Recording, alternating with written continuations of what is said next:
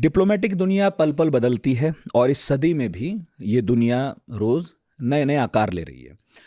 हिंदुस्तान कई संगठनों का सदस्य बना है, कई नए संगठन भी बन रहे हैं और आजकल एक संगठन जिसका समिट हिंदुस्तान में हो रहा है वो बहुत ज़ोर शोर से चर्चाओं में है। नाम उसका G20 है। चारों तरफ एडवर्टीजमेंट लगे हुए हैं, मेट्रो में जाइए, बसों में जाइए। हम सबको पता है हमारे यहाँ G20 चल रहा है। दिल्ली नहीं बल्कि देश के अलग अलग हिस्सों में हमने उसकी बैठकें होते देखी हैं। लेकिन बहुत सारे लोगों को केवल G20 मालूम है। उसके इधर उधर जो पॉलिटिक्स होती है, जो पर्दे के पीछे साइन किए जाते हैं, कुछ चीज़ें हैं जिनको साइड रख दिया जाता है, उसके बारे में थोड़ी कम जानकारी रहती है। ज़्यादा जानकारी जिन्हें रहती है वो हमारे मेहमान हैं, प्रकाश केरे। प्रकाश जी जो हैं उनका काम सिनेमा पर भी है, अंतर्राष्ट्रीय राजनीति पर, बहुत सारे मसलों पर है, लेकिन हम उनके काम को जो है अंतर्राष्ट्रीय मामलों पर कुछ ज़्यादा ही तवज्जो देते हैं। इतनी तवज्जो देते हैं कि बार बार कष्ट देते हैं। इनफैक्ट पढ़ाकू ने इतनी बार तीसरी चौथी बार आ रहे होंगे। हाँ, तो हमने US पर भी बात की है, रूस पर भी बात की है, चाइना पर भी बात की है। आज किसी स्पेसिफिक देश पर नहीं करेंगे, बल्कि आज G20 और उससे जुड़ी राजनीति। इनफैक्ट जो हमारी पॉडकास्ट से पहले बात हो रही थी कि कैसे बड़े बड़े नेताओं के भी कान खींचे जाते हैं और हमें पता नहीं चलता, वो सारी बातें करेंगे। तो आपका बहुत बहुत स्वागत है तीसरी चौथी बार। बहुत बहुत धन्यवाद नितिन। तो प्रकाश भाई, बीच में से शुरू करते हैं। अक्सर मैं बोलता हूँ शुरू से शुरू करते हैं, पर बीच से शुरू करते हैं। ये बताइए, ये हम सुनते हैं राष्ट्राध्यक्ष आ रहे हैं, ये आ रहे हैं, वो आ रहे हैं, बीच में एक आध आदमी गोली दे जाता है, अपनी जगह प्रीमियर को भेज देता है ना। कोई अपने प्रधानमंत्री से काम चलाता है, कोई राष्ट्रपति से। एक्चुअली तय कैसे होता है? क्योंकि जो लोग नहीं जानते उन्हें बताना ज़रूरी है। ये कैसे तय होता है कि किस समिट में कौन जाएगा, और ख़ासकर G20 की समिट जिसमें हमने तय किया कि सब मुखिया लोग आएंगे, तो फिर ये क्या प्रॉब्लम्स आती हैं, क्या दिक्कतें आती हैं कि भाई प्रधानमंत्री चला जाए तो भी काम चल जाएगा, उप प्रधानमंत्री चला जाए तो भी काम चल जाएगा? ज़रा बताइए मसरूफियात क्या होती हैं। इस बात को हम इसी G20 समिट के कुछ उदाहरणों से समझने की कोशिश करते हैं। अब जैसे रूस के विदेश मंत्री आ रहे हैं, प्रेसिडेंट पुतिन नहीं आ रहे हैं। अब दो चीज़ है, एक तो है कि कुछ लोगों का ये मानना है कि उनके ऊपर जो इंटरनेशनल कोर्ट का सम्मान है उसकी वजह से है। दूसरी चीज़ है कि जो मैं मानता हूँ, बहुत सारे और लोग भी मानते हैं, कि युद्ध में है वह देश, रूस यूक्रेन युद्ध चल रहा है, और वैसे में कमांडर इन चीफ के ऊपर सिक्योरिटी को लेके बहुत सारी चिंताएं रहती हैं। हाँ बिल्कुल। और बाकी चाहे जिस भी रास्ते से आप आए जाएं तो उसमें एक सुरक्षा की मिनिमम गारंटी रहती है, लेकिन जब आप हवा में होते हैं, जहाज पे होते हैं, एक्सपोज होते हैं और आज के दुनिया में जब ड्रोन, मिसाइल, एक से एक हथियार हैं, ये जो अदृश्य तरंगों से चीज़ें की जा रही हैं, तो वैसे में बचते हैं, परहेज करते हैं हवाई यात्राओं से। लेकिन वो साउथ अफ्रीका भी नहीं गए थे। हाँ, तब भी यही कारण था, क्योंकि लोग कह रहे थे कि जो संधि है, मतलब गिरफ्तारी वाली। पिछले बार वो बाली में भी नहीं गए थे G20 में। बाली में तो यहाँ सब जगह तो लागू भी तो शायद होता था, हमारे यहाँ तो लागू भी नहीं होता उन्हें गिरफ्तार करना। सवाल वो नहीं है। सवाल ये है कि सिर्फ हमारे ही देश में नहीं, चाइना भी सिग्नेटरी नहीं है, और आप ईरान के, अमेरिका के जो संबंध हैं, ईरान के और रूस के जो संबंध हैं, तो ईरान तो पकड़ नहीं लेगा अगर उनके ऊपर से आ रहे हैं। पाकिस्तान और रूस के बीच में कोई ऐसी दुश्मनी नहीं है, वो भी नहीं पकड़ सकते हैं।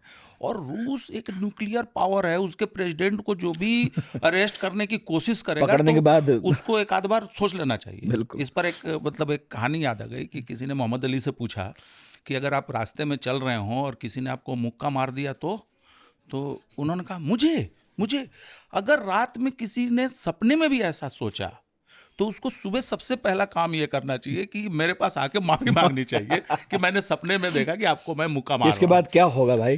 तो एक तो वो चीज़ है। दूसरी चीज़ ये है कि कई बार राष्ट्रों के अलग अलग उनके, मान लीजिए कि कोई उनकी मसरूफियात है, कोई नेशनल डे है फॉर एग्जांपल, तो वो लोग नहीं आते, किसी को भेज दिया अपनी जगह, ठीक है। अब दूसरे नंबर पे मान लीजिए जैसे शहजादा मोहम्मद बिन सलमान आ रहे हैं, सऊदी अरब के शहजादा। अब वहाँ तो सवाल कोई नहीं पूछ रहा है कि किंग क्यों नहीं आ रहे हैं, किंग सलमान क्यों नहीं आ रहे हैं। तो भाई सीधी सी बात है कि किंग सलमान बहुत वयोवृद्ध हो चुके हैं और उनके लिए इस तरीके से टूर करना, वहाँ तो क्लैरिटी भी है, वो डिफेक्टो रूलर हैं, वो ही बनेंगे। पर मैं इसको ऐसे पूछ रहा था कि जैसे हमारे यहाँ G20 हो रहा है, हम तो चाहेंगे कि सारे जो बड़े लोग हैं सब आए, सबसे बात हो। जब कोई नहीं आता तो ये संदेश भी जाता होगा कई बार कि ये देश परहेज कर रहा है, और कई बार इससे संबंध बिगड़ते भी होंगे, खराब भी होते होंगे, कि आप तो आए नहीं। देखिए, संबंध बिगड़ते नहीं होंगे, संबंध बिगड़े होते हैं, उसका रिपरकर्शन ये होता है कि कोई अवॉइड करता है। अब चीन का हम एग्जांपल लें, देखिए चीन की तरफ से अगर सोचा जाए तो लॉजिक ये बनता है कि भाई प्रधानमंत्री तो आ ही रहे हैं, वो सेकंड रैंकिंग है पॉलिट ब्यूरो स्टैंडिंग कमेटी के, टॉप लीडर हैं, और वहाँ के प्रधानमंत्री की प्रीमियर की बुनियादी जिम्मेदारी होती है इकोनॉमी को लेके। G20 एक इकोनॉमिक फोरम है। हाँ, और अभी आप ग्लोबल इकोनॉमी को लेके सबसे ज़्यादा चिंतित हैं, क्योंकि ये महामारी, युद्ध और क्या होगा नहीं होगा, तो आगे की कुछ चीज़ें तय करनी है। तो ऐसा नहीं कि चाइना ने कोई नॉन सीरियस प्रतिनिधि भेजा है। दूसरी तरफ जो अभी पिछले कुछ दिनों से खबर चल रही है, हमारे इंडियन मीडिया में भी कुछ जगहों पे आई हैं, वो एशिया निकेई नाम का जो जापानीज पब्लिकेशन है, उसने बड़ी मज़ेदार एक कहानी कही है। वहाँ पे चाइना में एक हर साल उनका एक कम्युनिस्ट पार्टी का एक रिचुअल होता है जो अनऑफिशियल होता है, और उसके बारे में कोई बाहर खबर नहीं जाती है, कोई बताया नहीं जाता है। अच्छा। उसमें जो उनके पुराने लीडर्स हैं कम्युनिस्ट पार्टी के, और जो अभी वर्तमान के लीडर हैं, ये एक जगह इकट्ठा होते हैं, 1-2 दिन साथ में खाते पीते हैं, बैठते हैं, और देश दुनिया के हालात पे, पार्टी के भविष्य को लेकर बातचीत करते हैं। तो वैसी मीटिंग वहाँ भी अभी हुई। अब खबर ये है, जो कहा जा रहा है कि कुछ एल्डर्स ने, उनके जो मार्गदर्शक मंडल जैसे लोग होंगे, जो उन लोगों ने ये पहले ही बीजिंग में तय किया कि हम पार्टी की स्थिति को लेके, देश की अर्थव्यवस्था को लेके, और जिस तरीके से गवर्नेंस चल रहा है उसको लेके हम सेटिस्फाइड नहीं है। जैसे फॉर एग्जांपल कि जैसे विदेश मंत्री का गायब होना, फिर उनको पद से हटा देना, फिर जो उनका मिलिट्री के टॉप ऑफिसरों को जिस तरीके से हटाया गया और दूसरे लोगों को लाया गया, और इकोनॉमी को लेके चिंताएं जो हैं रियल एस्टेट में खासकर, तो इन चीज़ों को लेके वो बुजुर्ग नेताओं ने आपस में एक मीटिंग करी, और उनमें से कुछ लोगों को, कई लोगों की उम्र 90, 92, 94 है, वो नहीं जाते हैं इस तरीके के आयोजन में, तो उन लोगों ने अपने आपस में अपने ओपिनियन पर एक सहमति बना के कुछ सीनियर नेताओं को उस गैदरिंग के लिए भेजा। उसमें पूर्व उपराष्ट्रपति और शी जिनपिंग के सबसे स्ट्रॉन्ग सपोर्टर्स में से एक, और जिन्होंने शी जिनपिंग की राजनीतिक यात्रा को आगे बढ़ाने में जिन्होंने बहुत मदद की थी, उनके नाम पे ये कहा जा रहा है कि उन्होंने और उनके 2-4 और सीनियर लोगों ने शी जिनपिंग की खूब खबर ली। अच्छा। कि ये ठीक से नहीं चल रहा है। अच्छा। और आपको सोचना चाहिए। कान खींचे उनके। खबर का दूसरा हिस्सा ये कह रहा है कि इसके बाद शी जिनपिंग बहुत नाराज हुए। अच्छा। और उन्होंने अपने सहयोगियों को, करीबियों को बुलाया, बोला कि पिछले 10 साल से उन्होंने 3 राष्ट्रपतियों का नाम लिया, पहले के डेंग जियाओपिंग का नाम लिया, हु जिनताओ का नाम लिया, और किसी एक जियांग जेमिन का शायद, और कहा कि उनकी गलतियों को मैं 10 साल से सुधारने की कोशिश कर रहा हूं, लेकिन वो गलतियां इतनी बड़ी हैं कि मैं नहीं कर पा रहा हूं, अब तुम लोग संभालो। अच्छा, ऐसा तो हमारे यहाँ भी कहते हैं वैसे। अब जो भी है तो यह कहा जा रहा है कि उन्हीं एल्डर्स के दबाव में यह तय किया गया कि इकोनॉमी की जिम्मेवारी प्रीमियर की है। अच्छा। तो आसियान की समिट है, वो भी इकोनॉमी को लेके है, और आसियान का सबसे बड़ा पार्टनर है चाइना, हिंदुस्तान का भी सबसे बड़ा पार्टनर है। G20 के बहुत सारे कंट्रीज़ का, इनफैक्ट यूरोपियन यूनियन का सबसे बड़ा पार्टनर चाइना है, अमेरिका का सबसे बड़ा पार्टनर चाइना है, इंडिया का सबसे बड़ा पार्टनर चाइना है, ब्राज़ील का सबसे बड़ा पार्टनर चाइना है, साउथ अफ्रीका का सबसे बड़ा पार्टनर चाइना है। तो उन्होंने कहा कि जब आप G20 में जा रहे हैं तो प्रीमियर जाएंगे, आसियान में जाना है तो प्रीमियर जाएंगे, आप नहीं जाएंगे, जिसकी जिम्मेदारी वो जाएगा। हाँ, ठीक है। ये कहा जा रहा है। अब ये हमारे ऊपर है कि हम कौन सा कारण लें, लेकिन मैं इस बात से सहमत हूं कि शी जिनपिंग नहीं आके, और इसको भारत को अपने ऊपर नहीं लेना चाहिए, ये भारत के प्रति कोई स्टेटमेंट नहीं है। अच्छा। भारत का जो आपसी द्विपक्षीय मसला है उसको लेके यह उनका नहीं आने का कोई संबंध नहीं है। ठीक है। और दूसरी चीज़ हम लोगों को ये भी समझना चाहिए कि जब G20 जैसी गैदरिंग आप कर रहे हैं, सिर्फ 2 दिन है, बहुत सारे राष्ट्राध्यक्ष आएंगे, एक तो 19 देश और यूरोपियन यूनियन की चीफ रहेंगी, उसके बाद आपने कई सारे, जैसे अफ्रीकन यूनियन को बुलाया है और सारे ग्रुप्स के लोगों को बुलाया है, बांग्लादेश और कई सारे देशों को आपने न्योता दिया है, नाइजीरिया के राष्ट्रपति आए हुए हैं। तो वैसे मौके पर क्या भारत के प्रधानमंत्री, और शी जिनपिंग अगर आते तो उनसे भी सारे लोग मिलना चाहते, बाइडेन साहब ने तो कहा ही था कि हम मिलेंगे अगर वो आते हैं तो, और उन्होंने निराशा भी व्यक्त की कि वो नहीं आ रहे हैं। तो ऐसे मौके पे क्या भारत के प्रधानमंत्री और चीन के राष्ट्रपति के पास वैसा समय होता या वैसा क्या ऐसा माहौल बन पाता कि जहां पे वो अपने द्विपक्षीय संबंधों को लेके या सीमा विवाद को लेकर बातचीत कर पाते? तो मैं मानता हूं कि नहीं होता। वो एक नॉर्मल कटसी होती, ठीक है सर देखेंगे आप, हाँ ठीक है मीटिंग चलती रहे। जो ब्रिक्स वहां पे हुआ, जो ब्रिक्स मीटिंग के बाद यही आया ना कि दोनों देश ने तय किया, दोनों नेताओं ने, कि बातचीत को हम आगे बढ़ाएंगे। तो लेकिन अभी अमेरिकी मंत्रियों की कई मीटिंग्स, कई विजिट हुई चाइना में। ब्रिटेन के फॉरेन मिनिस्टर गए और उन्होंने यह कहा कि आप ऋषि सुनक को, ब्रिटेन के प्राइम मिनिस्टर को, समय दें दिल्ली में। अच्छा, शी जिनपिंग से कहा। अब प्रॉब्लम यह है कि एक तरफ आप चाइना को कंटेन करने के लिए रोज वो दे रहे हैं, फिर आप सैंक्शंस लगाने की बात कर रहे हैं, फिर आप ताइवान को जो है आर्म सप्लाई कर रहे हैं। तो ऐसे माहौल में कोई राष्ट्रपति आके इन वार मॉन्गर्स के बीच में बैठ के क्या करेगा? क्यों आना चाहिए? मतलब एक इस एस्पेक्ट को भी देखना चाहिए हमें। लेकिन यह जरूर है कि अगर शी जिनपिंग आते, प्रेसिडेंट पुतिन आते, और अब तो सुनने में आ रहा है कि शायद अमेरिकी राष्ट्रपति को लेके भी अभी कुछ सुबह है, क्योंकि उनकी वाइफ को वो कोविड पॉजिटिव हो गई हैं, तो वो एक लफड़ा हो रहा है। तो एक दुनिया को संदेश जाता, और चूंकि G20 एक बहुत बड़ी संस्था है, तो आप और हम G20 के नागरिक हैं, G20 के एक मेंबर के, तो हमको भी लगता है कि यार इतने सारे नेता सीरियस हैं हमारे फ्यूचर को लेके, वही तो एक वो मैसेज अच्छा जाता। लेकिन जब बाली इंडोनेशिया में, अच्छा पश्चिमी देशों को भी समझना चाहिए, हर बात के लिए हम बहुत आसानी से शी जिनपिंग या पुतिन को ब्लेम कर दें। आप बताइए कि बाली में किन देशों ने यह कहा कि पुतिन को नहीं बुलाना चाहिए? अच्छा, किन लोगों ने वहीं से यूक्रेन के प्रेसिडेंट को फोन करके और वो सब किया? क्यों? जब ये इकोनॉमिक ग्रुप है तो आप बार बार क्यों इंसिस्ट कर रहे हैं?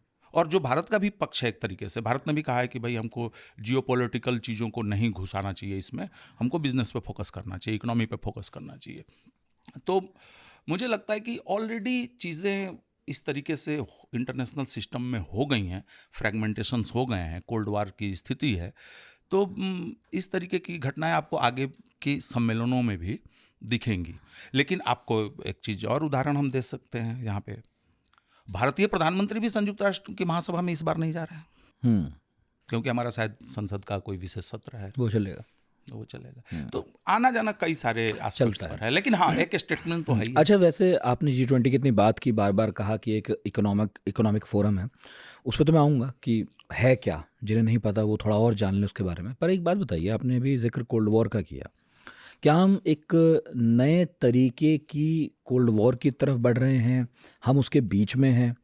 क्योंकि जितना हमें शीत युद्ध का पता है तो भैया दो खेमे थे, एक इधर एक उधर, लेकिन अभी क्या ऐसा हो रहा है कि छोटे खेमे हैं, लेकिन है वो एक अपनी तरह की कोल्ड वॉर में? क्या हम हैं?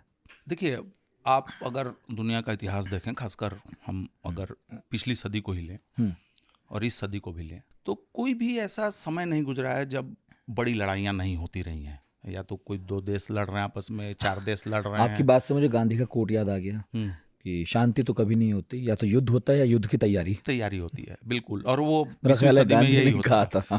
तो वह चीज़ रहा। लेकिन दूसरे महायुद्ध के बाद एक अंडरस्टैंडिंग बनी संयुक्त राष्ट्र के रूप में, और उससे पहले जो एक इसका जो पुराना वाला वर्जन लीग ऑफ नेशंस का, तो ये कोशिश हुई कि भाई हम आपस में बैठ के चीज़ों को तय कर सकते हैं। जरूरी नहीं है कि आप युद्ध करें और ये करें वो करें। तो और उसी का एक परिणाम था कि बहुत सारे देश डीकोलोनाइज हुए। अफ्रीका, एशिया में और लैटिन अमेरिका में कई देशों को स्वतंत्रता मिली। तो एक नई दुनिया बन रही थी। लेकिन जब ये कोल्ड वार हुआ, जो यूएसएसआर और यूएसए के बीच में, तो उसका जो फायदा हुआ वो अमेरिका और अमेरिका के सहयोगी देशों का फायदा हुआ। और सोवियत संघ अपनी प्रभाव क्षेत्र को बचाने के लिए इतना ज़्यादा कंसर्न हो गया कि खुद वो भी टूट गया एक समय के बाद, उतना उसका नुकसान हो गया। दूसरी तरफ क्या हुआ कि अमेरिका और उसके सहयोगी देशों का, जिनको आज हम G7 के रूप में जानते हैं, इनको खूब फायदा हुआ, बिजनेस और मोनोपोली उनकी बढ़ी। बिल्कुल। और तीसरी दुनिया जो थी, उन देशों में इन खिंचातानी की वजह से कहीं तख्ता पलट हुआ, कहीं गृह युद्ध हुआ, कहीं डिस्टर्ब हो गया। चुनाव में भी डेमोक्रेसी कहीं नहीं चलने दी गई, कहीं कहीं। तो दुनिया का एक बड़ा हिस्सा डिस्टर्ब हुआ कोल्ड वॉर से, बिल्कुल। और एक बहुत छोटे पॉपुलेशन को या कुछ देशों को उसका लाभ हुआ। तो कॉमन सेंस है कि वह देश जो उसके लाभार्थी रहे हैं, वो चाहेंगे कि फिर से इसी तरीके का कोई गणित बने। अच्छा। और यह अमेरिका की लगातार ये कोशिश है। अब आप ऐसे देखें, डोनाल्ड ट्रंप को कहा गया अमेरिका में कि डोनाल्ड ट्रंप की वजह से अमेरिका का ग्लोबल लीडरशिप खत्म हो गया, कमजोर हुआ। जब बाइडेन आए तो जिस दिन उनका शपथ ग्रहण था, उस दिन अपने स्पीच में उन्होंने क्या कहा? America is back. तो इसका मतलब क्या है कि अमेरिका उस हेजेमनी को फिर से रिकैप्चर करने की कोशिश करेगा। अब दिक्कत यहां पर यह है कि भारत को या ग्लोबल साउथ के और देशों को यह सोचना होगा कि क्या अमेरिका और रूस के बीच में तनातनी हुई, एक युद्ध आपके सामने है ना, पूरी दुनिया परेशान है उससे। अगर अमेरिका और चाइना के बीच में इसी तरीके की चीजें होंगी तो एक युद्ध हमारे पड़ोस में होगा। बिल्कुल। तो हमारे लिए, ग्लोबल साउथ के देशों के लिए यह प्राथमिकता होनी चाहिए कि हम इस कोल्ड वॉर को साकार नहीं होने दें, और हम भी प्रेशर करें अमेरिका पे और चीन पर और रूस पे कि भाई आप लोग बड़े पावरफुल देश हो, बड़ी इकोनॉमी हो, तो मिल बैठ के भी बात कर सकते हो और करना चाहिए। ठीक है। और इस गेम में जब वो पिछला शीत युद्ध जो था, उस गेम में बहुत सारे ग्लोबल साउथ के देश घुसे और बर्बाद हुए।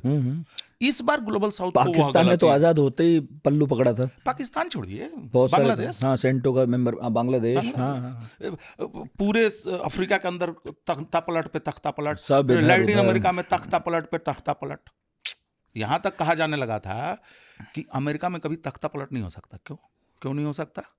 क्योंकि वहां पर अमेरिकी दूतावास नहीं है। ठीक है। और फिर सोवियत संघ भी अपने तरीके से कर रहा था, पूरा ईस्टर्न यूरोप का जो ब्लॉक था, वार्सा पैक्ट, और वहाँ पे कुछ कुछ चीज़ें हो रही थी।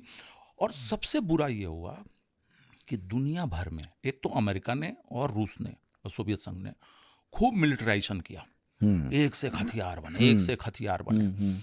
फिर हुआ कि यार हथियार तो बन गए, हाँ, तो करोगे क्या? युद्ध तो हो नहीं रहा है, तो इसके बेचने के लिए मार्केट तैयार, वही मार्केट तैयार। तो बाकी शेष दुनिया में ऐसी स्थितियां पैदा की गई, कहीं पे गृह युद्ध कराया गया, कहीं पे युद्ध कराया गया, कहीं पे तख्ता पलट कराया गया।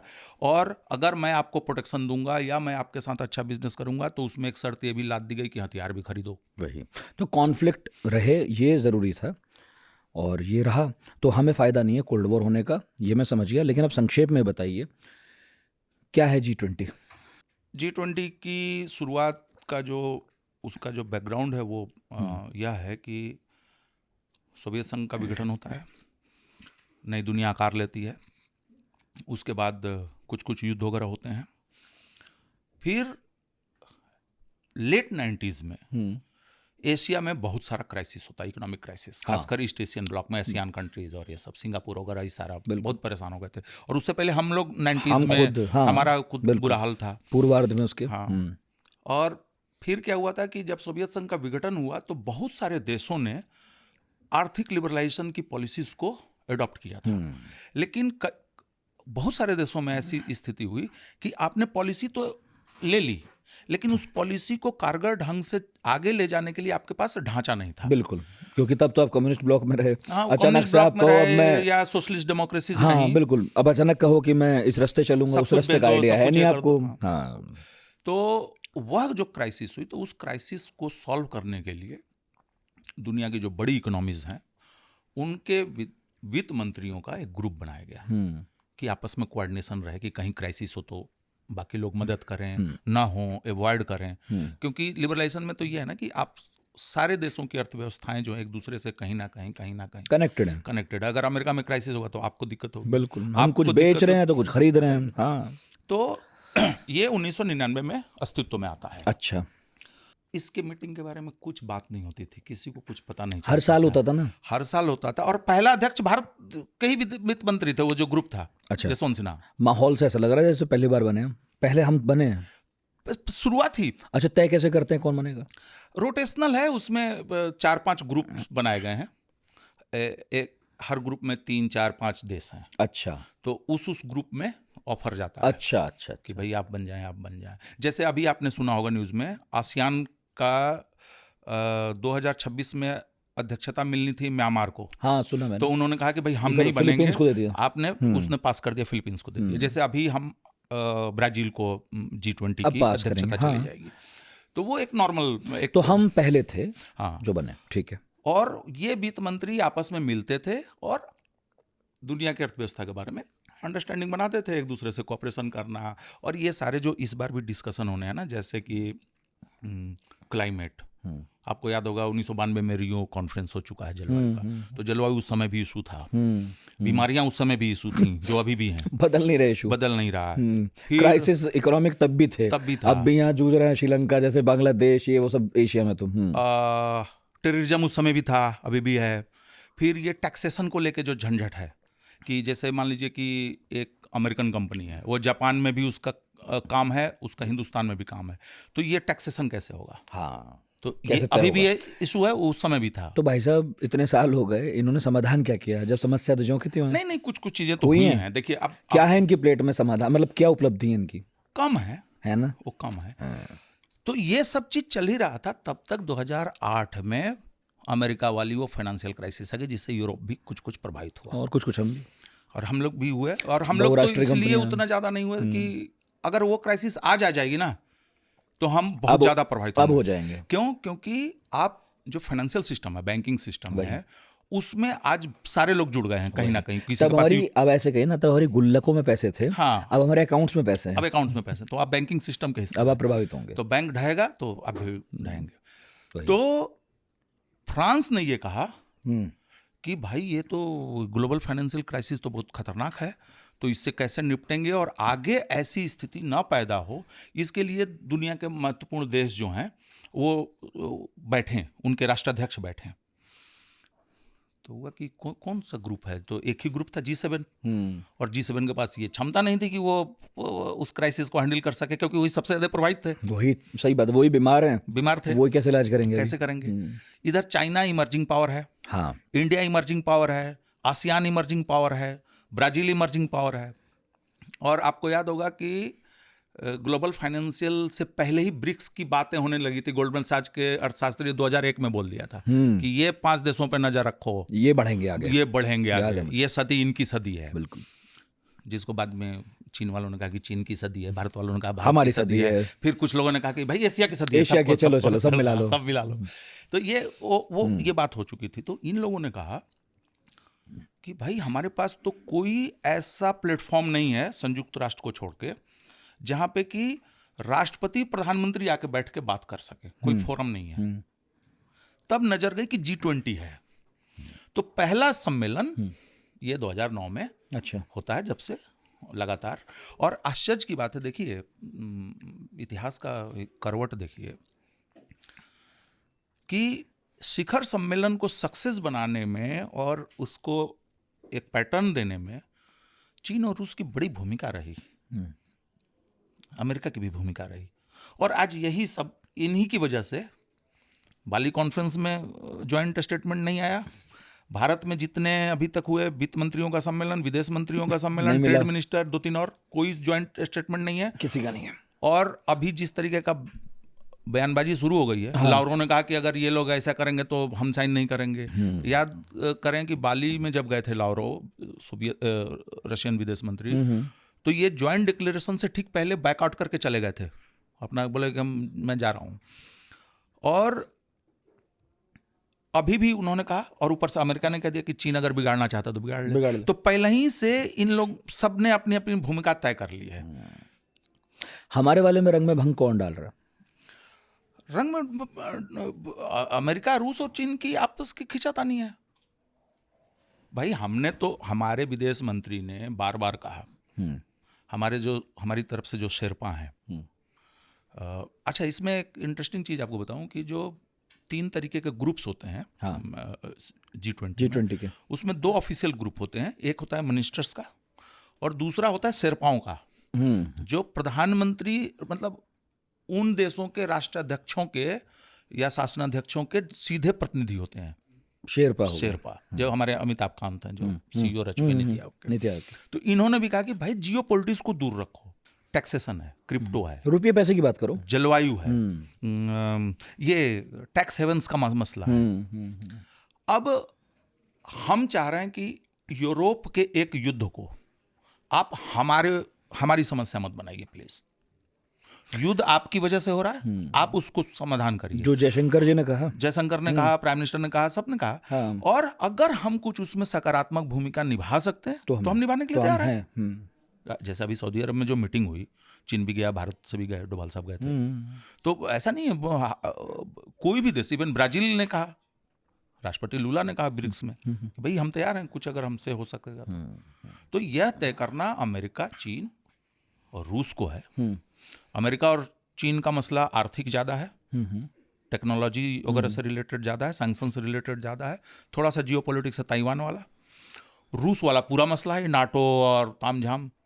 और सबसे मसला यहाँ फंस गया है कि रूस ने यूक्रेन के बड़े भूभाग को अपने देश में मिला लिया है, डोनबास। तो अब किस लेवल पे आप जाके निगोशिएट करेंगे? तो ऑलरेडी मामला बहुत बिगड़ चुका है। अब ये लोग उसको, अब आप कभी G20 में डाल दें उसको, कभी आप संयुक्त राष्ट्र में ना कुछ होने दें। अभी आपको याद होगा ब्रिक्स में फ्रांस के राष्ट्रपति चाह रहे थे कि हमको इनवाइट किया जाए। तो अब रंग में भंग यही लोग डाल रहे हैं। लेकिन मुझे लगता है कि अगर कुछ चीज़ों पे अगर इनकी सहमति हो जाए, जैसे जलवायु पे कुछ हो जाए।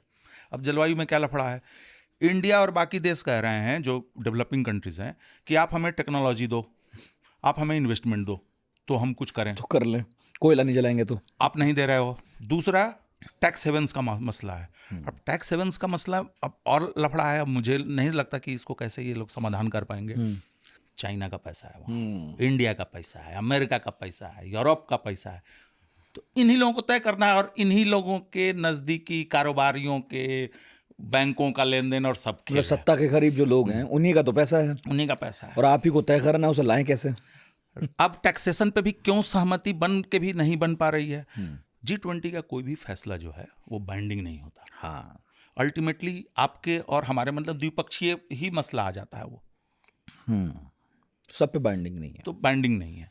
तो मुझे लगता है कि अगर कुछ निकल जाए जलवायु पे, वो है जो हम बहुत सारे देश मांग रहे हैं कि जो लोग, जैसे अफ्रीका है, कि हमने जलवायु संकट में कोई योगदान नहीं दिया और उसका सबसे ज्यादा असर हमारे ऊपर है। तो भाई कुछ तो कभी डैमेज हो तो कुछ तो दो, कुछ तो कंपनसेट करो। तो अब इन चीजों पे अमेरिका वगैरह का रूखा लगा है। तो कई सारे पेच हैं। और इंटरेस्टिंग चीज मैं आपको बता दूं कि हर चीज जो तय होती है वो एक्सपायरी डेट के साथ आती है। G7 बना था तो G8 किया गया, उसमें रूस को शामिल किया गया। फिर रूस ने क्राइमिया को फिर दखल कर लिया, तो फिर G7 हो गया, फिर बाहर हो गया। फिर कभी इनको बुलाते हैं, कभी उनको नहीं बुलाते। तो मुझे लगता है कि शायद देखिए G7, किशोर महबूबानी हैं, सिंगापुर के बड़े विद्वान हैं, संयुक्त राष्ट्र महासभा के अध्यक्ष भी रह चुके हैं।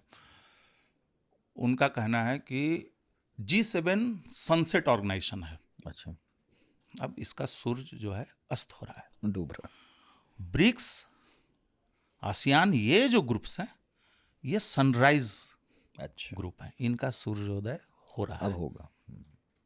तो अब वह सूर्योदय, उस सूर्योदय में G7 कितना पॉजिटिव रोल अदा करेगा उस पे G20 का फ्यूचर डिपेंड करेगा। ये जो अमेरिका है, सब चाहते हैं कि उनके संगठन में अमेरिका ज़रूर बैठ जाए, न्योते जाते रहते हैं।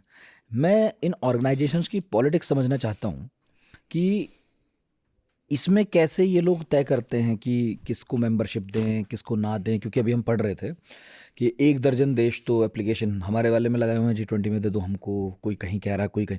साउथ अफ्रीका में चर्चा हो रही थी उस वक्त जब सबमिट हो रहा था। तो ये कैसे तय करते हैं, कौन लोग तय करते हैं? फिर आपस में सिर्फ फुटअव्वल भी होता है क्या? गुटबाजी उसमें भी चलती है क्या? तेरे आदमी को नहीं घुसने देंगे? देखिए, एक तो है कि जो भी ग्रुप्स में जो पावरफुल कंट्रीज होती हैं तो ऑब्वियसली उनका से ज़्यादा होता है। G20 पर भी ये आरोप है कि आपने कुछ छोटे देशों को इसलिए इसमें शामिल किया है कि नंबर लगे और थोड़ा भारी डेमोक्रेटिक लगे। सा लगे और हाँ, 20 लेकिन चल देश तो हैं रहा है भाई। G7 का बहुत लंबे समय तक। फिर उसके बाद ब्रिक्स वाले घुस गए, खासकर इंडिया और चाइना, इनका दबदबा है। इनका चलने लगा, कुछ कुछ चल रहा है। तो जब भी नया सदस्य आप इसमें ले आएंगे तो जाहिर है कि जो एग्जिस्टिंग जो पावर्स हैं उनके इंटरेस्ट को आपको देखना होगा। वो अपना इंटरेस्ट देखेंगे, उसे आधार पर करेंगे। लेकिन मैं मानता हूँ कि G20 में अफ्रीकन यूनियन को शामिल करने का जो मसला है वो एक पॉजिटिव है। भारत ने भी उसको समर्थन दिया है, चीन ने भी समर्थन दिया उसको, फ्रांस के राष्ट्रपति ने भी समर्थन दिया है। दूसरी तरफ अगर आप ब्रिक्स वगैरह को लें तो G20 और ब्रिक्स में एक बहुत फंडामेंटल फर्क है।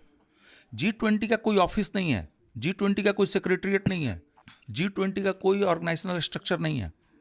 अच्छा, ओवर द टाइम मीटिंग से तय हुई हैं और जो देश होस्ट करता है उसके पहले वाला राष्ट्र जैसे इंडोनेशिया हमारे केस में, हमारे वाले में, हाँ। और आगे जो होस्ट करेगा ब्राजील। तो ये 3 देशों के ट्रांजिशन से ये आगे बढ़ता है। बस ऐसे चलता ये ट्राई का ये जो 3 ग्रुप्स 3 देशों का वो समूह होता है वो आगे ले जाता है, और जो होस्ट करेगा वो खर्चा करेगा। भाई आप सबको बुला रहे हैं अपने घर में तो रहना खाना तो आप ही करेंगे ना। तो अब ब्रिक्स का एक ऑफिस है, ब्रिक्स का एक बैंक है, हाँ बिल्कुल, ब्रिक्स का एक एजेंडा है बिल्कुल कि हम इंफ्रास्ट्रक्चर प्रोजेक्ट को सपोर्ट करेंगे। हम कोई पैसा मांगेगा तो उसको पैसा देंगे, हाँ, लोन देते हैं, सब ब्रिक्स करते हैं। में मेंबरी का एक अलग हिसाब है, लेकिन ब्रिक्स बैंक में भी मेंबरी बन रही है। उनमें भी लोगों को शामिल किया जा रहा है जो कि ब्रिक्स में मेंबर नहीं है, नहीं है, लेकिन चलो बैंक वाले में रहोगे आप। तो इसलिए वो कुछ अच्छा काम कर ले रहा है। दूसरी तरफ अगर जैसे क्वाड हुआ तो क्वाड में तो जापान है, बिल्कुल भारत है, बिल्कुल, लेकिन जब ऑकस बना तो ऑस्ट्रेलिया, ब्रिटेन और अमेरिका, और आपको याद होगा इन्होंने फ्रांस का वो न्यूक्लियर सबमरीन वो जो का ठेका इधर हो गया, हाँ, वो जिसमें बड़ा दोनों नाराज है फ्रांस, हाँ, बिल्कुल बिल्कुल। तो सबको ही अपने अपने इंटरेस्ट से चल रहा है। ब्रिक्स में भी हुआ, ब्रिक्स में भी हुआ कि भाई जैसे अर्जेंटीना के लिए ब्राजील के कहा गया कि ब्राजील ने लॉबिंग की कि भाई इसको जरूर देना है, बुलाओ जरूर, हाँ। फिर चीन के भी कुछ नाम थे, फिर इंडिया के बारे में खबर आई, अब कितनी पुष्ट है, कि ये नहीं चाहते, कि ये किसी को नहीं चाहते, हाँ, ये नहीं चाहते। या फ्रांस के कहने पे इन्होंने अल्जीरिया पर वीटो कर दिया, अल्जीरिया को नहीं शामिल होने दिया। ये रिपोर्ट है, मतलब ये इसको आप सत्यापित नहीं कर सकते हैं। तो ये तो खेल है, लेकिन मुझे लगता है कि इस बार G20 के एक्सपेंशन में कुछ ना कुछ तो होगा। जैसे अफ्रीकन यूनियन का मुझे लगता है कि इस बार सहमति बन जानी चाहिए, हाँ। क्योंकि देखिए अफ्रीका में सबका इंटरेस्ट है, वेस्ट का भी इंटरेस्ट है, इंडिया का भी इंटरेस्ट है, चाइना का भी इंटरेस्ट है। तो मुझे नहीं लगता कि अगर उसमें कोई प्रॉब्लम नहीं आएगी। और ये भारत के लिए कम से कम ये रहेगा कि भाई कोई तो अचीवमेंट हुआ इसका, कहीं तो पहुंचे। हाँ, लेकिन मैं इस चीज़ से मुझे अच्छा नहीं लगा कि हमारी मीडिया में कुछ जगह में ऐसा छपा कि अफ्रीकन यूनियन को शामिल करवा के भारत असल में चाइना के अफ्रीका में इन्फ्लुएंस को जो काउंटर करना चाहता है। ये सब मतलब हर चीज़ को इंडिया सेंट्रिक मत बना दीजिए भाई। ठीक है, दुनिया का केंद्र में आप नहीं हैं, आप भी एक दुनिया का एक हिस्सा ही है। हाँ। वसुधैव कुटुंबकम की बात हो रही है G20 के विषय में। अभी मैं कल परसों एक झगड़ा भी देख रहा था कि चीन कह रहा है कि हमारा ये जो इनिशिएटिव है बेल्ट एंड रोड वाला, बोला ये तो उसी की कॉपी है वसुधैव कुटुंबकम। तो हम कह रहे हैं कि ऐसा नहीं, हमारा पुराना है, तुम्हारा नया है।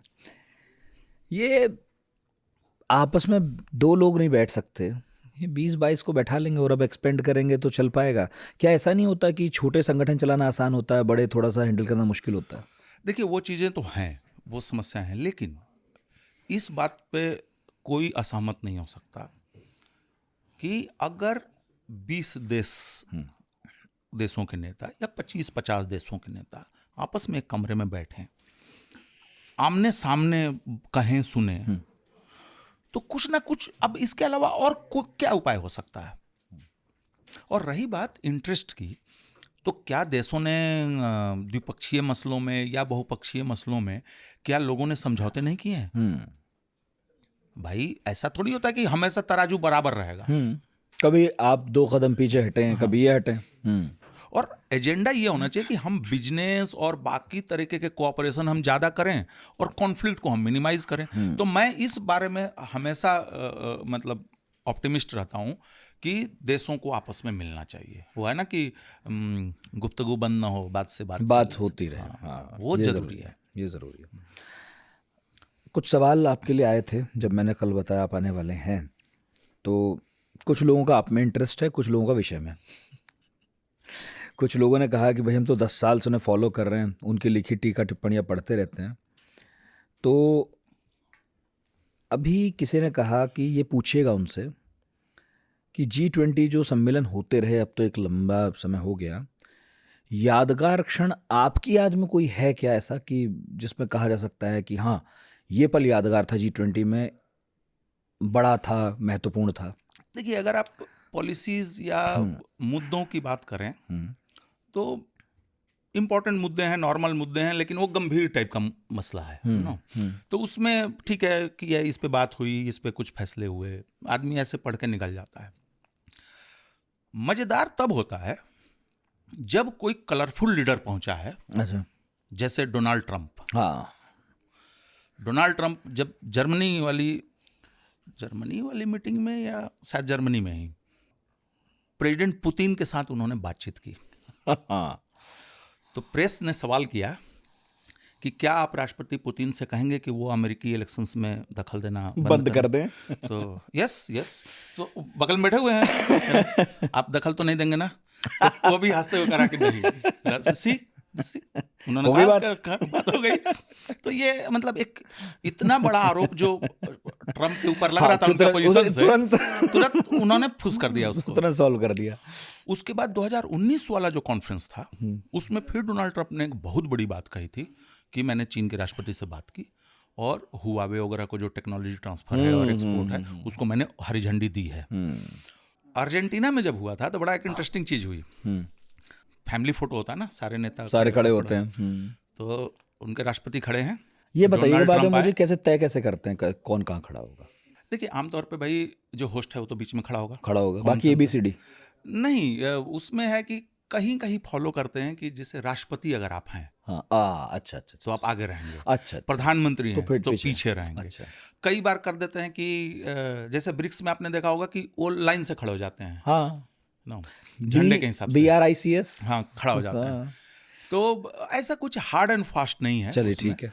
और अगर आप जैसे जो लेडीज लीडर्स होती हैं उनको आमतौर पे आगे खड़ा करते हैं, आगे रखा जाता है। तो इस बुजुर्ग हैं तो आगे खड़ा जाता है, ये सारी चीजें हैं। हाँ, आप जिक्र किस्सा। तो डोनाल्ड ट्रंप आए, राष्ट्रपति से हाथ मिलाया और बाकी लोगों को हेलो हाय करते हुए अब चले गए। वो देख रहे हैं, अरे भाई फोटो खिंचवा लो। फिर एक आदमी गया, वापस लाया। हाँ, तब तक सारे नेता खड़े हो चुके हैं, वेट कर रहे हैं ट्रंप आए। एक इंटरेस्टिंग चीज हुई जो पिछले साल हुई, जो अगेन ये जो टू मच मीडिया है ना, कहीं भी मोबाइल फोन से वीडियो रिकॉर्ड कर लो, कहीं भी घुस जाओ छोटा इक्विपमेंट लेके। और इंडोनेशिया में थोड़ा सा माहौल अच्छा था तो बहुत सारे जर्नलिस्ट थे। प्रेसिडेंट शी जिनपिंग निकल रहे हैं, साइडलाइन कोई पार्टी वाटी थी, कोई इनफॉर्मल टाइप से, उन्हें कनाडा के प्रधानमंत्री दिख गए। और वो क्लिप है अवेलेबल सब। हाँ।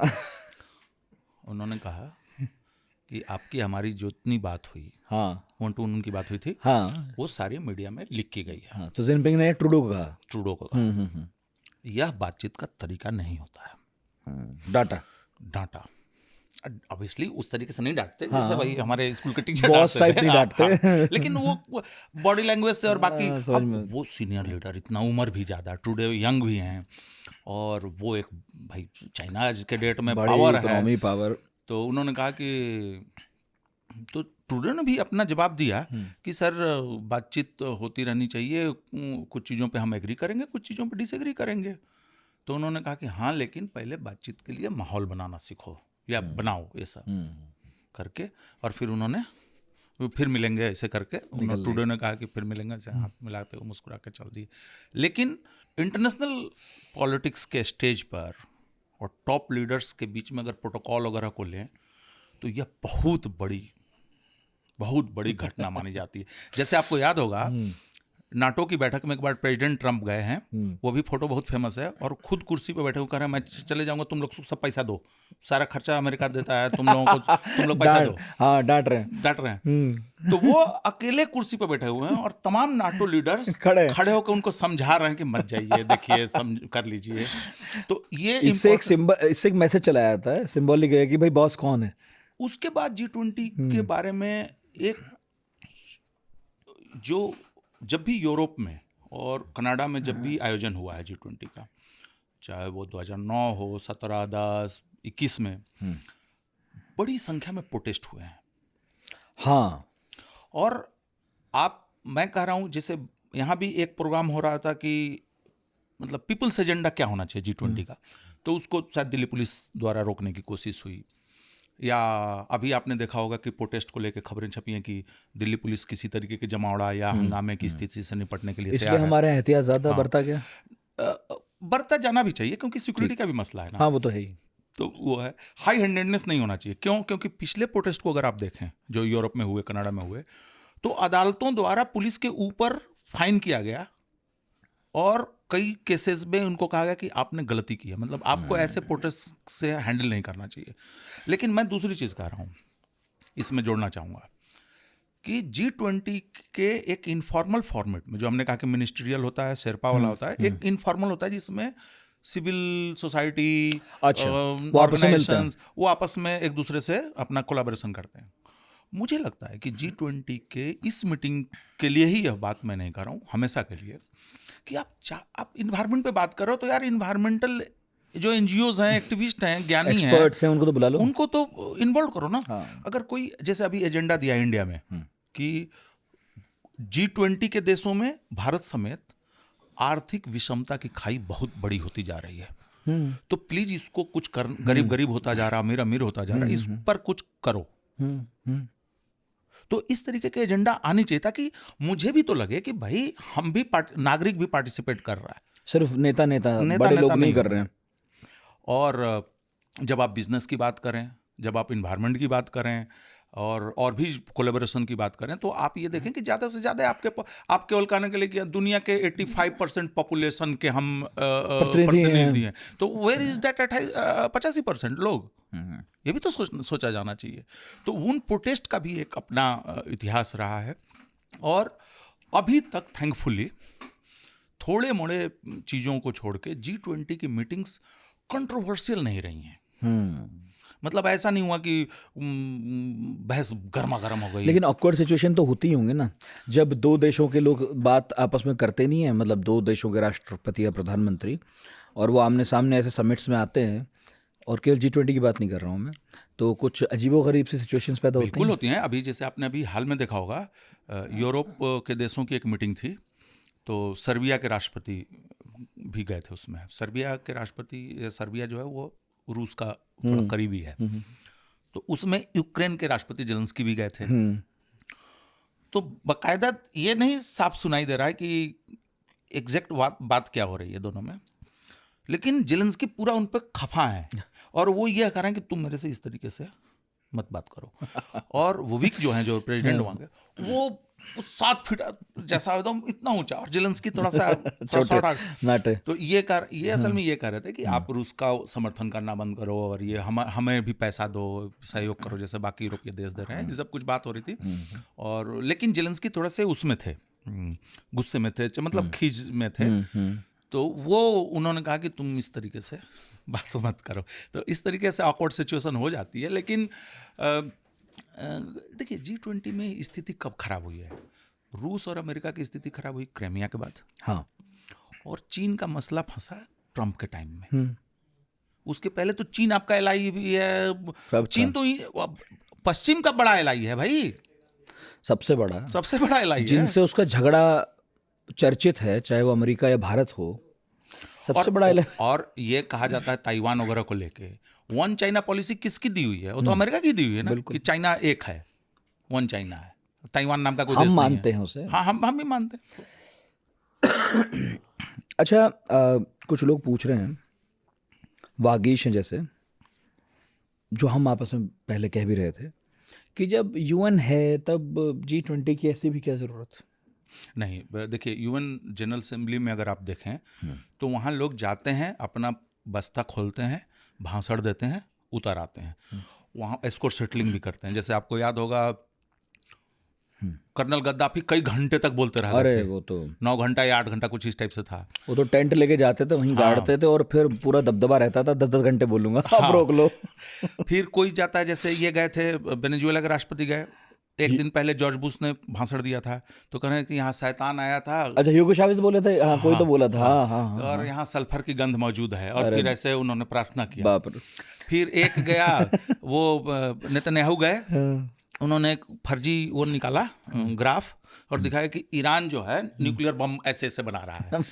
तो और कोई गया फाड़ दिया, हाँ फाड़ दिया फिर, यूनाइटेड नेशन का चार्टर ही फाड़ के उड़ा दिया है।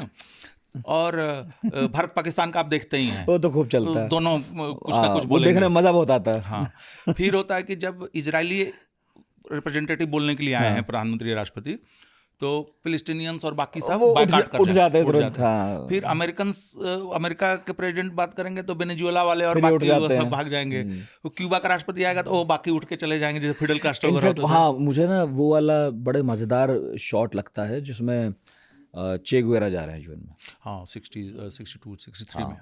और वो भी कुछ वैसा ही ऑकवर्ड सिचुएशन है। उस समय तो ऐसा था ना, जब कोल्ड वॉर चल रहा था। अब जैसे फिडेल कास्ट्रो के आप स्पीचेस सुनेंगे, पूरा साम्राज्यवाद, ये वो सीधे किसको करना भाई? अमेरिका को। वो सही सुना रहे हैं। तो वहां पे, या पाकिस्तान जिस तरीके से भारत पे आरोप लगाता है, भारत पाकिस्तान पे आरोप लगाता है, तो वहां आप इस तरीके से बात नहीं कर सकते। पहली चीज लीडरशिप के लेवल वगैरह में। हाँ, G20 में आप सुनते और बात करते हैं। वहाँ ये नहीं कि कागज निकाले, भाषण दिए और चल दिए, ऐसा नहीं होता। ब्रिक्स में भी ऐसा नहीं होता, G7 में भी ऐसा नहीं होता। दूसरी चीज कि संयुक्त राष्ट्र की अपनी अहमियत है, क्योंकि संयुक्त राष्ट्र में सिर्फ जनरल असेंबली नहीं है, सिक्योरिटी काउंसिल है, अंगताद है, ये अपने यूनिसेफ वगैरह हैं, तो उनका अपना योगदान है। लेकिन G20 को या ब्रिक्स को सिक्योरिटी काउंसिल के एग्जाम्पल से सीखना चाहिए, सबक लेना चाहिए। क्योंकि वहां पे क्या है कि 5 देशों को तो आपने दे दिया है वीटो पावर। अब इनके इंटरेस्ट नहीं मिलते तो एक ना कोई वीटो लगा देगा। अच्छा, एक बीच में एक नई चीज भी शुरू हुई थी। मान लीजिए मैं बोल रहा हूं कि आतंकवाद के खिलाफ कार्रवाई होनी चाहिए, आपने वीटो मार दिया, और फिर आप प्रस्ताव लेके आ रहे हैं आतंकवाद के खिलाफ कार्रवाई होनी चाहिए। ऐसा भी था? हाँ, ऐसा भी होता है बीच बीच में कि तुम्हारा प्रस्ताव है तो मैं सपोर्ट नहीं करूंगा। मैं बताऊंगा, बात वही है पर मैं कहूंगा। तो ये सारी चीजें होती हैं। तो वो चीज ब्रिक्स में ना हो, वो चीज G7 में ना हो, वो चीज G20 में ना हो। लेकिन एक और एग्जांपल है सार्क का। भारत और पाकिस्तान की खींचातानी में वो संगठन खत्म हो गया, समाप्ति हो गया। वरना मुझे याद है कितने सारे पत्रकार, पढ़े लिखे लोग इधर उधर आते जाते थे सार्क के सहारे। बहुत सारे पाकिस्तान के भारत में, हाँ श्रीलंका। अरे ये बना था आपका जो यूनिवर्सिटी बनी है, हाँ बिल्कुल, सार्क के थ्रू बनी वो। तो ये कितना कमाल का काम हुआ था। नेपाल में मुख्यालय बना। हाँ, सार्क बहुत मजबूत होने लगा एक वक्त, बहुत अच्छा होने लगा।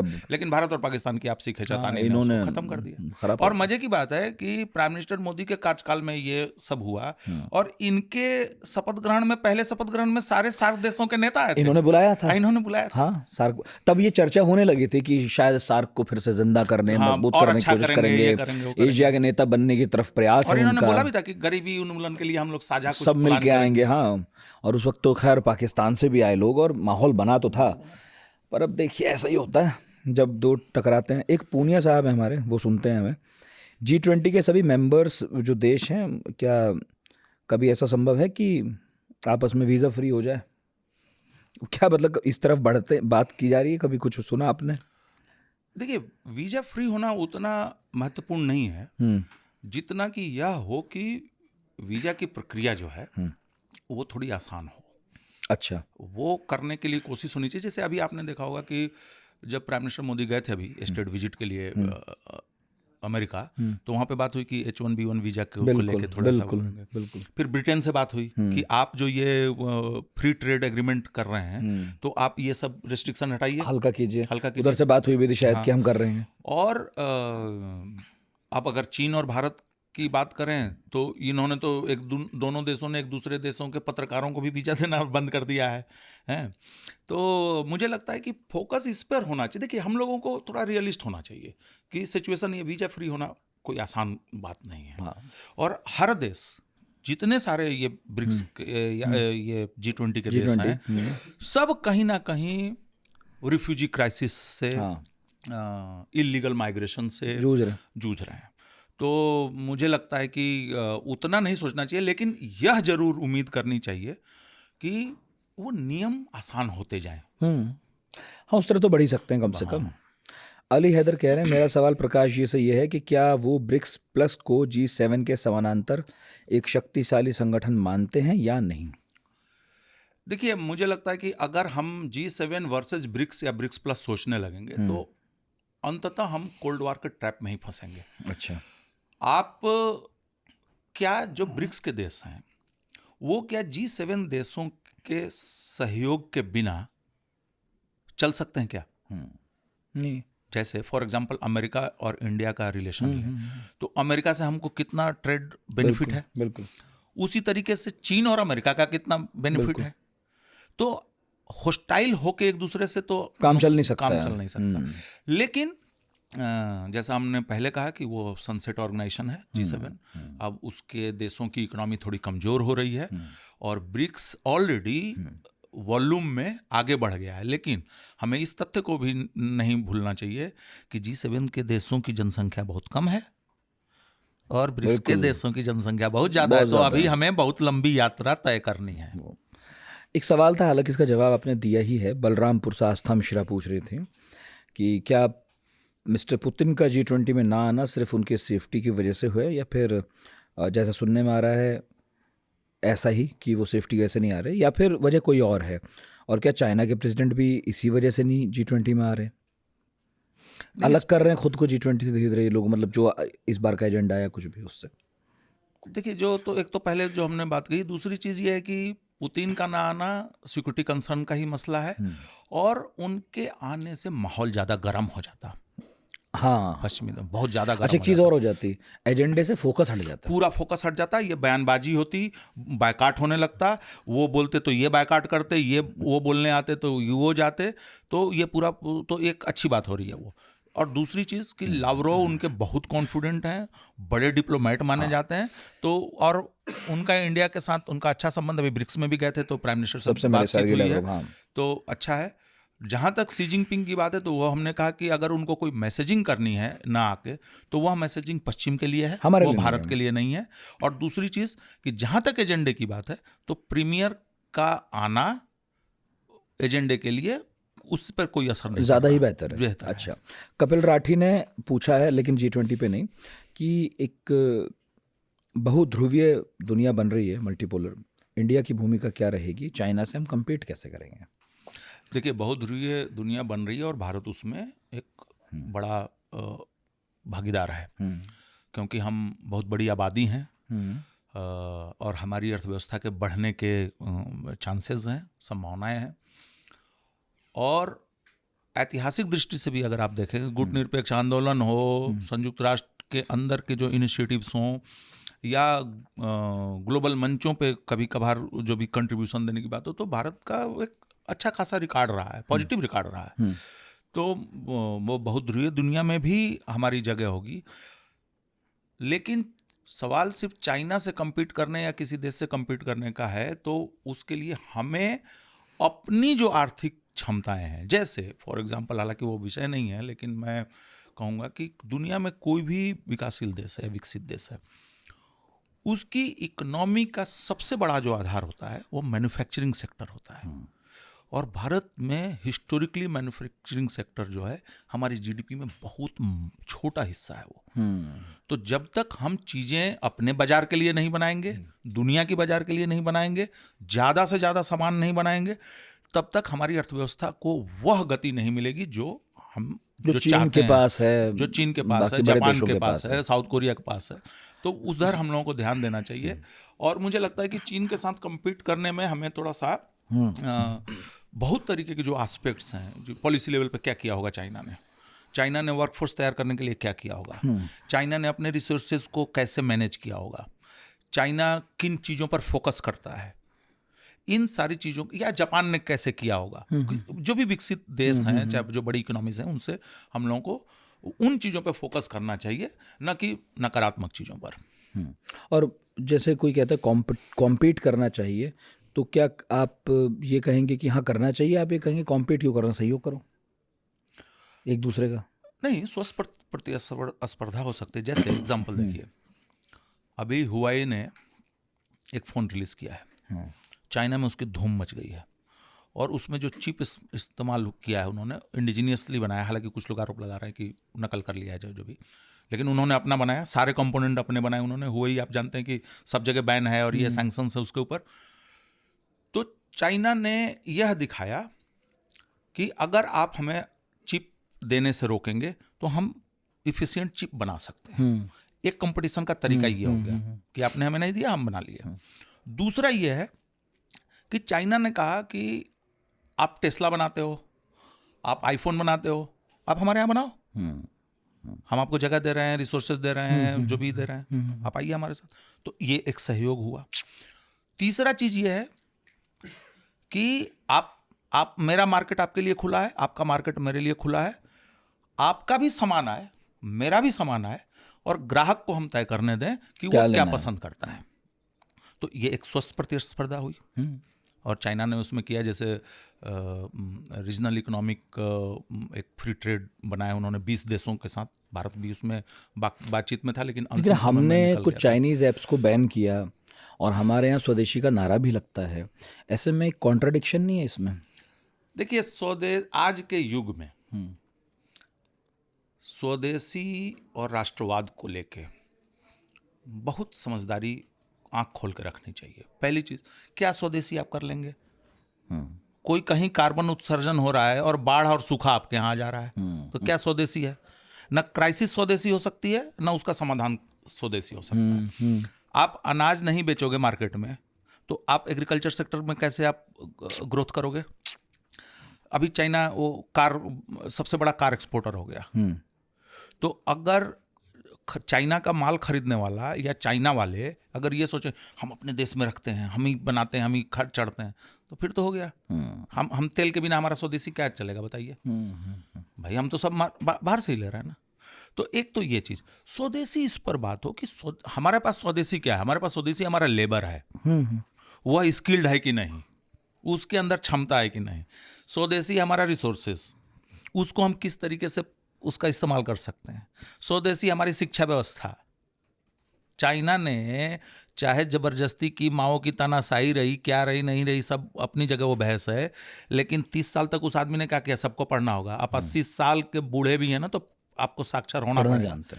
तो जबरदस्ती ही सही, हो सकता है बहुत सारे लोगों के मरने की जो बातें हो रही, उन्होंने 30 सालों में चाइना वालों ने एक स्वस्थ, शिक्षित, कौशल युक्त लेबर तैयार किया।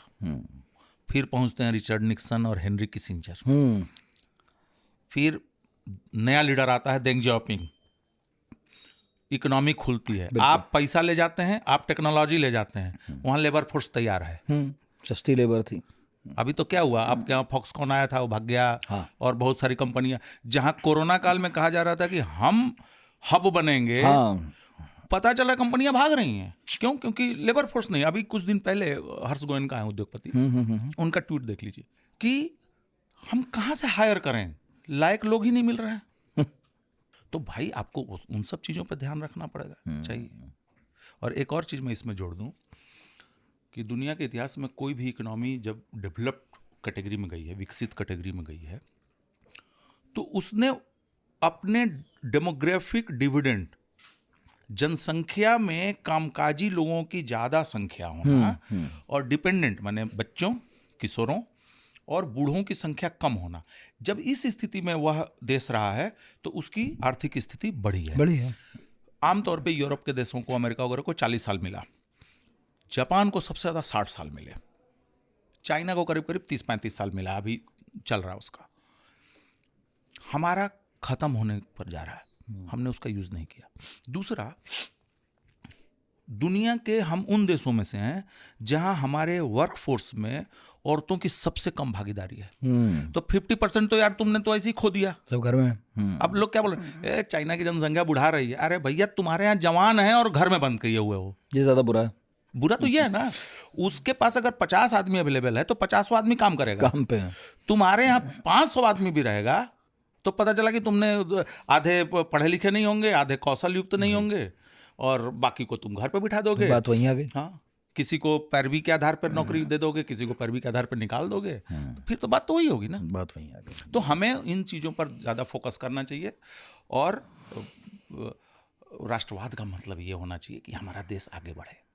राष्ट्रवाद का मतलब ये नहीं होना चाहिए कि पड़ोसी मर जाए। तो ये सारी चीज़ें हैं। तो ये पॉडकास्ट का अंतिम चरण है। हमने G20 पर भी बात कर ली और कहीं दिलचस्प किस्से आपने सुनाए, लेकिन अभी कुछ छूट गया और रह गया हो तो उसे अब ऐड करने का वक्त है। देखिए, G20 की सफलता और असफलता को आमतौर पे जैसे देखा जाता है, मुझे लगता है कि जो लोग सुन रहे हैं, मैं उन लोगों को ये आइडिया के रूप में फ्लोट करना चाहता हूँ। जैसे मान लीजिए जॉइंट डिक्लेरेशन नहीं आया तो ये हालांकि ये बुरी स्थिति होगी, मतलब, लेकिन यह असफलता नहीं मानी जानी चाहिए। यह देखना होगा कि भारत चेयर होने के नाते वह अपना स्टेटमेंट क्या देता है। अच्छा, तो वो भरपाई हो जाती है। दूसरी चीज कि क्या पश्चिमी देश और रूस और चीन क्या फ्लेक्सिबिलिटी कुछ दिखाते हैं। अगर मान लीजिए कोई सहमति ना बने, लेकिन अगर ऐसा संकेत मिलता है कि थोड़ा सा फ्लेक्सिबिलिटी आई है दोनों के रवैये में, तो फिर हमें इस मीटिंग को सफल मानना चाहिए। तीसरा चीज कि जो बहुत इंपॉर्टेंट चीजें हैं, जैसे जो इन्हीं लोगों ने एजेंडा तय किया, taxation, economic cooperation, supply chain कैसे क्राइसिस के समय ठीक से चलते रहे, उस पर क्रिप्टो रेगुलेशन, क्लाइमेट सबसे इंपॉर्टेंट। इन सब चीजों पे अगर आप 1-2 कदम भी आगे बढ़ते हैं तो इस समिट को सफल माना जाना चाहिए। एक अच्छी बात यह है कि तमाम कंट्रोवर्सी की वजह से इस समिट से उम्मीदें कम हो गई हैं, तो वह इस समिट के लिए अच्छा ही है। जो मिलेगा 2-4 भी, वो भी उम्मीद से ज्यादा होगा। बहुत बहुत शुक्रिया प्रकाश खेरे साहब। धन्यवाद। आप फिर आए, हमें फिर समृद्ध किया, और फिर कष्ट देंगे आपको कभी। हो सकता है शायद कुछ काम की बातें हो गई हों, तो बहुत ज़्यादा हो गई। इनफैक्ट बहुत सारी बातें पता चली, पर अगली बार जब आपको बुलाएंगे तो बहुत सारे लोगों का आग्रह है कि इनसे सिनेमा पर बात की जाए। सिनेमा में क्या कुछ आपका खूब अध्ययन रहा है इन साहब का। अब कहाँ सिनेमा हो रहा है, इसी पे चर्चा कर लेंगे कि अब कहाँ सिनेमा हो रहा है। ठीक है, तो बहुत बहुत शुक्रिया आप लोगों का, बहुत बहुत शुक्रिया प्रकाश जी का। और मुझे उम्मीद है G20 और G20 के बहाने हमने बदलती दुनिया के कई रूप समझे देखे होंगे, और दिलचस्प किस्से तो थे ही। तो अगले गुरुवार फिर हाजिर होंगे। अपना बहुत ख्याल रखिए। पढ़ाकू नितिन की तरफ से आज इतना ही। बहुत बहुत शुक्रिया।